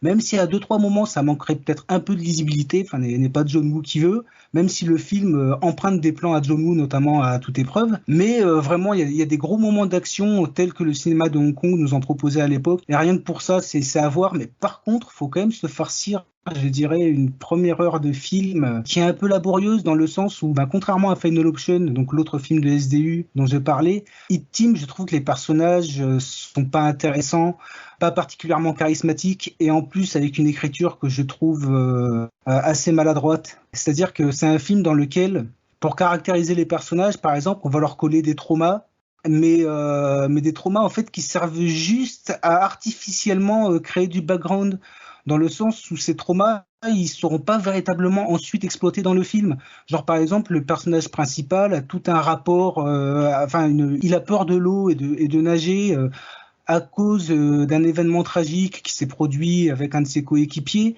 Et ça, tu te dis, bon, c'est peut-être posé comme un setup, donc on attend le payoff de ça. Mais non, c'est juste pour, voilà, pour psychologiser artificiellement le personnage. Et il y a plein de trucs comme ça, en fait, qui marchent pas, puisque les personnages n'arrivent pas à exister en dehors de ça. Puis après, il y a aussi un autre truc qui m'a pas particulièrement enchanté dans le film, même si c'est quelque chose qu'on retrouve souvent dans le cinéma hongkongais. C'est toute cette dimension, comment dire. Voilà, en fait, dans l'histoire, les héros, ils affrontent un groupe d'autres flics qui, eux, se livrent à des actes illégaux. C'est-à-dire, ils vont braquer des gangsters, des trucs comme ça pour récupérer de la thune. Ça, ils se livrent à ces actes illégaux pour pouvoir financer l'opération d'un de leurs camarades qui a été blessé au combat, parce que les supérieurs refusent de les aider, les supérieurs les ont laissés tomber. Donc il y a vraiment tout ce côté de pauvres petits bichons obligés de sombrer dans l'illégalité parce que les supérieurs les lâchent, tout ça, que je trouve un peu lourd. En fait, c'était un peu l'impression de voir du Bac Nord hongkongais, quoi, d'une certaine façon. Même si Bac Nord, c'est un film qui a des qualités aussi, mais c'est vrai que c'est une approche des fois que je peux trouver un peu lourde. Il y a des cinéastes hongkongais qui arrivent à le faire avec plus de subtilité, de finesse et de contrepoint. Mais après, c'est pas étonnant de la part de Dante Lam qui Même si j'aime bien pas mal de films de lui, c'est quand même un gros bourrin, quoi. Je veux dire, c'est vraiment, je veux dire, avant d'être le cinéaste du parti, tu sens que c'était le cinéaste de la police et que dès qu'il y a une institution armée, il leur lèche les bottes. Enfin, je veux dire, rien ne plaît plus à Dantelam que des hommes en uniforme avec que tout un attirail moderne. Enfin bon, voilà, trêve de digression. Comme je voulais dire, Hit Team, ça vaut le coup pour, grosso modo, pour ces séquences d'action finale. Que voilà, si vous avez vu beaucoup de films de polar, de classiques du polar de l'époque, tout ce qui est les OCTB, voilà, donc des films de Kong, de Rengolam et tout, et que vous voulez en voir un qui est peut-être un peu moins bien, mais qui propose ce genre de gunfight bien énergique, bon, bah, vous pouvez jeter un œil à Hit Team, mais c'est pas indispensable non plus. Pour terminer, moi de mon côté, j'ai une petite mention sur un film que j'ai découvert récemment, de 1974. Donc c'est un Shambara qui s'appelle Les Mercenaires du démon, de Takashi. Et oui, c'est cool ça. De Takashi Tsuboshima, qui est donc en partie adapté, excusez du peu, d'une histoire de Kazuo Koike, donc le légendaire créateur de Baby Cart et de Lady Snowblood. Ça raconte en fait dans le Japon, donc très Kazuo Koike dans l'esprit, c'est-à-dire puisqu'on est dans le Japon de l'ère Tokugawa, donc le Japon féodal, dans lequel donc tu as ce qu'on appelle les espions les tops de l'espionnage sont appelés les démons, et en fait c'est des guerriers qui sont formés pendant des années par un professeur assez que dire un peu psychopathe, dont le visage est dissimulé en permanence par un masque au faciès de monstre, justement, de démons. Et en fait, donc, ils sont entraînés au péril de leur vie, et en fait, donc, ils subissent un entraînement inhumain, et avec tout ce que ça sous-entend. Hein, donc, voyez le film pour comprendre. Et donc, en fait, ils doivent aller récupérer un arsenal et le détruire. Sauf que le problème, c'est que tu as un seigneur qui s'appelle Shogun, qui en fait se promet de chasser ces démons-là. Donc les démons, c'est les fameux espions. Alors, j'ai été assez surpris parce que, étonnamment, j'ai trouvé le film beaucoup plus sombre que les précédentes adaptations de Kazuo Koike que j'avais pu voir jusqu'à présent, c'est-à-dire la saga Baby Cart et Lady Snowblood. J'ai trouvé le film incroyablement sombre. Pareil, encore une fois, beaucoup dans l'efficacité, mais j'ai vraiment eu l'impression de voir le pendant noir de ces œuvres-là, en fait. C'est ce qui m'a énormément marqué. Ils sont noirs quand même à la base. Hein, Et pourtant, ouais, c'est pour ça que je dis que c'est Cart. bizarre ce que je lis. Mais j'admets que c'est bizarre ce que je lis, parce que Baby Cart, c'est assez sombre. Les Snowblood aussi, il y a une dimension très tragique. Mais en fait, je pense que ce qui fait dire ça, c'est que le traitement de Tsuboshima fonctionne beaucoup plus, on va dire, sur l'aspect. En fait, tu as l'impression que les personnages sont définis que par leur fonction dans l'intrigue, mais c'est pas péjoratif quand je dis ça, c'est-à-dire qu'ils répondent qu'à travers leur fonction, en fait, du fait de leur entraînement, etc. Et ce qui fait que, par exemple, j'ai été très marqué en fait par les séquences de pièges, que ce soit la traversée du couloir et tout. En fait, tu sens que c'est un film qui est très désespéré. C'est-à-dire que plus ça avance dans le récit, plus il est désespéré. Et à tel point qu'en fait, tu as tout un questionnement assez nihiliste sur la fonction de ces soldats qui finissent en fait grosso merdo par mourir les uns après les autres à travers les pièges qui leur sont conférés. Et en fait, le fait qu'ils ne sont que des pions, justement, dans ce grand engrenage de l'époque, en fait. C'est ça que j'ai trouvé assez impressionnant, avec notamment la fameuse séquence, alors très Kazuo Koike, parce que c'est vrai que c'est un auteur qui est quand même un maître pour ça, c'est-à-dire des enjeux de ouf, des enjeux scéniques de ouf dans la représentation des dilemmes, etc. Et moi, ce que j'ai beaucoup apprécié, c'est la fameuse séquence du volcan éteint, qui dure plusieurs jours, etc. Enfin voilà, Oui. avec aussi qui est vraiment éprouvante en plus. C'est-à-dire que je trouve le film assez physiquement éprouvant dans le bon sens du terme, je précise, parce que justement, il a vraiment pour but de te faire partager la déliquescence en fait de ce groupe pourtant soudé, qui en fait va mourir les uns après les autres. Il y avait presque un côté, je dirais pas Peckinpah, mais il y a un côté qui m'a rappelé un peu ça en fait. Et c'est vrai qu'effectivement les scènes, en plus il y a un côté très âpre, voilà. très âpre qui ressort dans la mise en scène, et qui je trouve va bien avec la dimension du récit en fait, l'analyse du récit. Ah bah, je suis d'accord. Donc voilà, donc c'est un peu, alors c'est bien moins connu que les Baby Cart, les Snowblood, etc. Et je tiens d'ailleurs Après, c'est peut-être pas aussi réussi, mais c'est vrai que ça vaut le coup d'œil. Hein.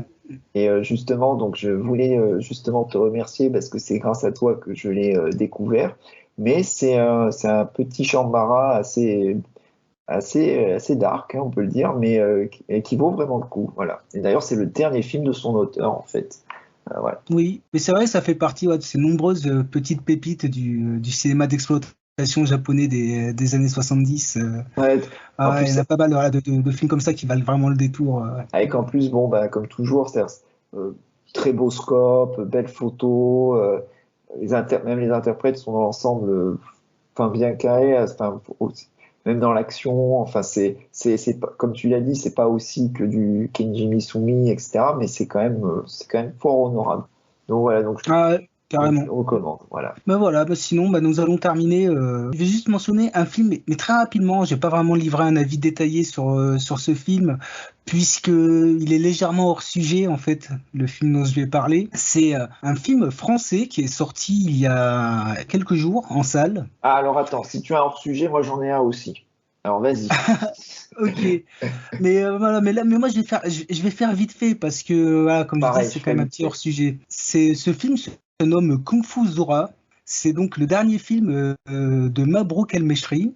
Alors Mabrouk El Mechri, qui est le réalisateur qui a fait deux films dans les années 2000 que je trouvais assez intéressants, qui sont Virgile et JCVD. Donc le film dans lequel Jean-Claude Van Damme joue son propre rôle et livre une prestation très touchante. Et donc Kung Fu Zora, grosso modo, c'est on dirait une kung fu comédie à la française, mais comment dire, qui utilise un peu le genre de la comédie dramatique à préoccupation sociale comme cheval de Troie en fait pour faire une kung fu comédie. Après, je dis Kung Fu Comédie, c'est pas non plus un film très drôle, mais ça ne cherche pas à être très drôle non plus. Mais malgré tout, il y a quand même à certains moments une forme de légèreté et puis beaucoup de gimmicks, de parti pris qui rappellent le genre de la Kung Fu Comédie. Alors, en gros, c'est l'histoire enfin, pour résumer très très rapidement, c'est une femme qui est battue par son mari et qui un jour rencontre un vieux chinois un peu étrange qui s'avère être un maître de kung-fu et ce dernier en fait va l'aider, va lui apprendre comment se défendre et finalement surpasser cette situation. Après, ce que je trouve appréciable, c'est que malgré tout, le fond sur les violences conjugales, c'est pas éludé non plus. Hein. Le film parle clairement de ça, ne détourne pas les yeux. Et je trouve, même si on lui a reproché de faire du divertissement à côté de sujets voilà, un peu tendus, je trouve que la façon dont c'est fait dans le film, moi, ça m'a vraiment pas du tout posé problème. Au contraire, parce que comme je dis, il détourne pas, regarde le sujet. Et ensuite, à aucun moment, il cherche à faire rire le spectateur sur les souffrances qu'endure le personnage de Zora. Au contraire, pour utiliser un terme à la mode, le film se base avant tout sur l'empowerment de ce personnage féminin. Et c'est là que je trouve que Mabrouk El Mechri et son équipe de chorégraphes cascadeurs font quelque chose de très intéressant. C'est que dans le film, Zora, elle doit apprendre en fait à connaître par cœur son environnement afin de pouvoir utiliser les moindres spécificités de cet environnement, de les maîtriser pour pouvoir vaincre son adversaire. Et donc cet environnement, dans le film, c'est la cuisine. Et donc, durant le film, elle apprend avec le vieux maître, donc dans une reconstitution de sa cuisine, dans une sorte de gymnase, à connaître par cœur en fait où se situe tout ce qui pourrait potentiellement servir comme étant une arme ou un bouclier dans cette cuisine. Donc il y a vraiment ce truc de la connaissance de l'environnement et d'utiliser tout ce qui se trouve dans le décor, en fait, comme pouvant faire partie de la chorégraphie. Ce qui est typiquement ce qu'on apprécie dans le cinéma hongkongais des années 70 à 90. C'est-à-dire que voilà, ce jeu sur la connaissance de l'environnement, C'est quelque chose qu'ont énormément travaillé des types comme Liu Xiaoliang, Yuan Wuping, Jackie Chan, même Sammo Hung, voilà les plus grands chorégraphes hongkongais. Et là, dans Kung Fu Zora, c'est clairement une des notes d'intention du film, dans le sens où, comme je le disais précédemment, le fait que Zora connaisse son environnement, c'est quasiment l'enjeu majeur du film en fait. Et à travers ça, je trouve que c'est vraiment une belle déclaration d'amour à la façon dont on concevait les scènes de combat à l'époque de l'âge d'or du cinéma hongkongais. Et d'ailleurs, à ce titre, le film d'entrée de jeu, dès sa première séquence, fait une référence à Liu Xiaoliang, étant donné que le personnage de Zora, elle est amatrice de vieux films d'arts martiaux, et le film commence alors que le personnage est en train de regarder les arts martiaux de Shaolin de Liu Xiaoliang. Et d'ailleurs, les arts martiaux de Shaolin deviendra une sorte de leitmotiv dans le film qui sera évoqué plusieurs fois durant différentes situations. Donc ensuite, bon, je vais pas m'apesantir parce que j'ai dit que je faisais bref et ça fait déjà longtemps que j'en parle, mais c'est un film qui a des petits défauts, des petites maladresses, tout ça. Mais en tout cas, en ce qui concerne l'hommage au cinéma HK, d'une certaine façon, pour les amateurs du genre et tout, c'est touchant. Mais je pense même que ça peut plaire à des gens qui ne sont pas familiers de ce genre de cinéma. Pour la simple raison, c'est que c'est bien fait. Autant les séquences d'entraînement, qui dans les kung-fu comédies, les séquences d'entraînement étaient souvent aussi marquantes et aussi réussies que les séquences de combat, je dois avouer que ce n'est pas le cas dans Kung Fu Zora. Les séquences d'entraînement, je les trouve assez faibles. Mais par contre, les séquences de combat sont de vraies réussites et sont, je pense, parmi les meilleures séquences de combat en fait qu'on ait pu voir dans un film français. Enfin, je vois pas trop ce qui pourrait être comparable à ça, mis à part un truc comme Le Pacte des loups de Christophe Gans, même si c'est pas du tout des films de la même ampleur et avec les mêmes ambitions. Et justement, ce qui marche très bien, c'est qu'ils arrivent très bien à retranscrire en fait les spécificités et l'état d'esprit des chorégraphies hongkongaises donc de l'âge d'or, et le tout filmé et découpé avec un style très dynamique qui fait pas mal penser à ce que pouvait faire le regretté Bradley James Allen, Brad Allen, par exemple sur les films de Matthew Vaughn, etc. Et c'est pas étonnant parce que Brad Allen, c'était clairement un descendant en fait de cette façon de concevoir le cinéma d'action, étant donné que voilà, disciple de Jackie Chan, tout ça. Et dans Kung Fu Zora, les chorégraphes, les cascadeurs livrent un travail assez proche de ce qu'on pouvait voir, comme je disais, chez Brad Allen. Franchement, ça fait plaisir. Donc, comme je disais, c'est pas un immense film, mais ça propose des choses rares dans le cinéma français, voire même rares dans le cinéma d'action actuel, parce que c'est une façon de concevoir l'action qui a tendance à disparaître de plus en plus. Donc, rien que pour ça mérite d'être vu. Eh ben, écoute, de mon côté, mon petit hors-sujet, j'ai enfin pu voir le fameux film dont j'avais eu vent depuis des années, qui est Drive. Alors non, est-ce que je fais la blague? Allez hop. Oui, non, c'est pas le Refn. Oui, c'est pas le Refn, oui. C'est le fameux film de Steve Wong avec Mark Dacascos et Kadim Hardison et Brittany Murphy. Et j'ai beaucoup aimé, voilà. C'est un peu comme...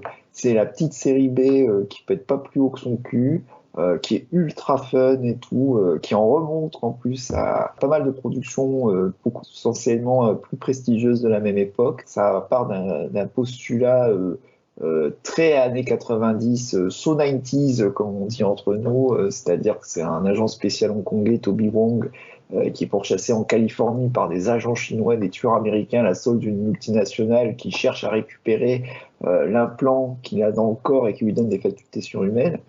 Alors là, on est vraiment dans le pur pitch de cinéma d'exploitation de l'époque, mais c'est la petite perle qui sort, qui a réussi à s'extraire du tout venant, parce que déjà, il y a un côté sans prétention qui est assumé, et en fait, c'est plus un buddy movie très attachant, avec notamment un trio, parce que c'est vraiment le trio d'acteurs qui est vraiment très attachant, avec des super chorégraphies qui sont signées par Koichi Sakamoto, qui était donc un Japonais qui avait fait ses armes sur la série Maskman avant de venir au States pour bosser sur la série Power Rangers et qui depuis a fait son chemin dans l'univers du tokusatsu aussi bien au Japon qu'aux États-Unis. Le film donc en soi est vraiment très soigné. Il y a d'ailleurs une très belle utilisation du scope alors que en plus donc c'est vraiment ça reprend en fait, ça a l'intelligence de reprendre en fait ce qui faisait la spécificité du cinéma d'action hongkongais de l'époque, c'est-à-dire l'utilisation de la scénographie et ce qui fait que le film est à la fois ultra fun, ultra dynamique et très attachant. Voilà, donc et je précise que j'ai vu le fameux Director's Cut, donc c'est vraiment voilà, Drive, je regrette pas, c'est vraiment super. Voilà. Ah ouais, non, c'est génial hein, comme film. Et c'est vrai, je suis totalement d'accord avec ce que tu dis. J'ai même tendance à penser que dans le genre des petites séries B américaines, voilà, qui mélangeaient action, arts martiaux, tout ça, de ces petits films de vidéoclub des années 90, Drive, c'est peut-être celui qui parvient le plus à rivaliser avec ce qui pouvait se faire à Hong Kong à peu près à la même époque. Voilà, vraiment une très belle découverte, très attachant. Enfin, puis je trouve que le film, ce qui m'a surpris, c'est qu'il date de 97 et il tient bien la route. Enfin, c'est vraiment un super petit film. Voilà, j'aime beaucoup. Ah mais ça oui, c'est une super recommandation. C'est vrai que et d'ailleurs ce film sort très bientôt chez 88 Films, donc éditeur anglais, donc Ouais. en Blu-ray. Du coup, je me choperai mon exemplaire, ça c'est sûr. Même si je le connais un peu par cœur ce Un film. petit éditeur français s'y planche parce que c'est un film, je trouve, qui mérite vraiment une belle petite édition Blu-ray et tout parce que enfin, je trouve que le film le mérite amplement. Voilà. Carrément. Ouais. Sur ce, ben, je pense que nous allons nous arrêter là.